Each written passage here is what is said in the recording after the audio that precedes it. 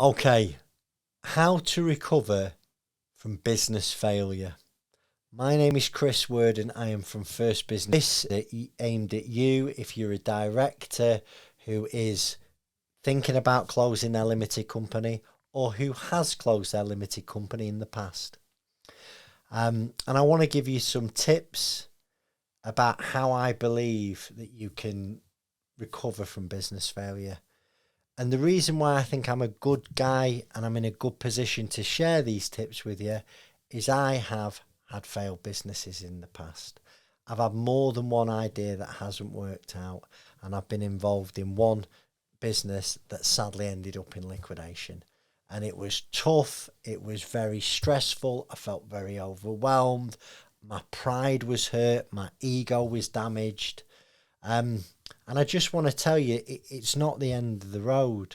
But I put some notes down and, it is possible to bounce back stronger. There is a saying that I've heard, I love it. It's like in the seed of every adversity, in every adversity is the seed of an equal or greater benefit. And I truly believe that.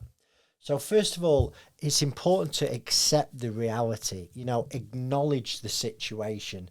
That the first step in recovery, it's acceptance, Acceptance is the answer to all of my problems today. Understand that setbacks happen to even the most successful people, It's an occupational hazard of being an entrepreneur. Another tip is, separate, it's dead important, separate self-worth from your business.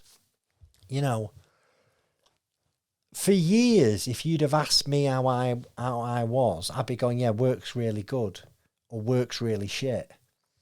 It's not the way to look at things, My self-worth is not tied to my business. My business has failed in the past, but it doesn't define me. It defines my business at that time. It's nothing to do with me. I'm not a failure because my business has had to go into liquidation. Number 3, it's important to analyse what went wrong. There are a lot of lessons in company liquidations. For me, one of the biggest lessons was, we're taught to be dead optimistic, aren't we? Right? That can be dangerous when your business is going down the pan. Because if you'd have come into my office, on the run up to this liquidation happening and said, Chris, how you doing? I would have looked you in the eye and go, it's about to turn around, and I'd have believed it. So we've got to sort of see things as they are, not worse than they are, but you've got to look at things, take the rose-tinted glasses off, investigate the reasons for the failure. Was it the market? Was it spending too much money? Was it not checking the details? Was the work substandard? What actually went wrong? This can be painful, but it might be an idea to seek some feedback. It's I can be blinded by my own bullshit. What's going on in here is not necessarily the reality. It's Chris's version, Go and seek people who are going to be honest with you. Be prepared for this. It can be painful. But, an external perspective can provide clarity. You might want to talk to former clients, employees, even competitors. Really, once that's over, for me, it was about learning and growing. Moving on to the next chapter. If a business is closed, it's a great time to educate yourself and upskill. Perhaps educate and upskill in the areas that went wrong. I did a lot of, I quite like seminars. I like business networking. I'm getting right. I still like it. I like meeting other entrepreneurs, that have had success and failure. Because listen, I've learned so much more from failure than I have success. When things are going right, you're flying, aren't you? You can take the eye off the ball because you think it's going to last. It's not. The good times don't last, neither do the shit times. I like the idea of sort of building a network as well. Hopefully over the years that I've been in business, I've connected with lots of like-minded people. The people that I can ring for advice. There are people that I can ring just to have a bitch and a moan and, get their views on things. And they'll ring me. And, that all sort of come about after one of my businesses failed. Then I've got to sort of...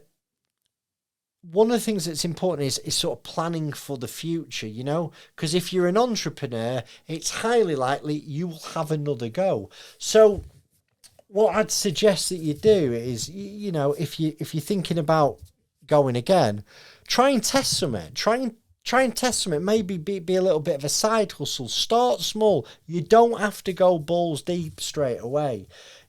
Perhaps use a business plan. I mean, I'm not a great fan of business plans, but I think it is important to have some type of document. Get it down. What milestones are you planning to hit? At what point will you call it a day? Because that's another thing I've done in the past. I've flogged a dead horse, and because I've invested time and money into something, I'm thinking, God, please, please, please, please, change. And the curse of the optimist, I think it's going to change, and really, on a short period of time, I think whether something's going to work. I've always found mentorship helpful for me. And it doesn't have to be paid mentorship. That there are business people that I have had in my look. I've been lucky to have in my life for some time that I've been able to go to with failure and ask for their views and sometimes just to get out of my own head and ask for their opinions, see what's going on for them. People who are perhaps a couple of rungs up the ladder from you. That's always been helpful. One of the really, really important things for me, right, and I see this a lot in the industry that I'm in right now, is people's mental and emotional recovery from business failure. Because, listen, it's dead important that we talk about this, If, as I was younger... and growing up, if you'd have asked me how I was, I would go, I'm brilliant, because I've listened to all that positive thinking bollocks. It's not bollocks, right? But this part I don't think's right. If I'm feeling shit and things are going on for me, I need to talk about that with somebody and be honest and be vulnerable and go, you know what? I'm scared. I'm full of fear. I'm a little bit paranoid. I've got this business challenge. I've got this worry. Gone are the days where someone asks me how I am, I'm going, I'm absolutely great every day in every way. I'm getting better and better. That's not been the reality for me. It's really important to talk and get stuff off your chest. Another thing that really helped me getting over business failure was actually staying active, physical health, mental health. And all it was for me is, when stuff's going on for me, whatever it is, it's not the answer to the problem, right? It isn't. But it starts with me getting my arse out of bed a bit earlier, doing some physical exercise, eating right, because I have a tendency, I don't drink, but stressed, I can eat 15 dairy milks, right? So it used to be 15 pints. So I try when things are getting really stressful, is I try and eat well as well. And I try and turn that phone off at 5 o'clock, stop looking at those emails, it'll wait till tomorrow, and just try and, try and look after your mental well-being and your physical well-being. Okay. Another thing that were really helpful to me was remembering past successes, reflecting on past achievements, because when it was going wrong for me, my head's telling me I'm shit, I'm useless, I'm a failure. It'll, you've been found out now, that's you, you're going to have to go and work at McDonald's. Nothing against people that work at McDonald's, by the way, okay? But that's the nonsense that my head used to tell me.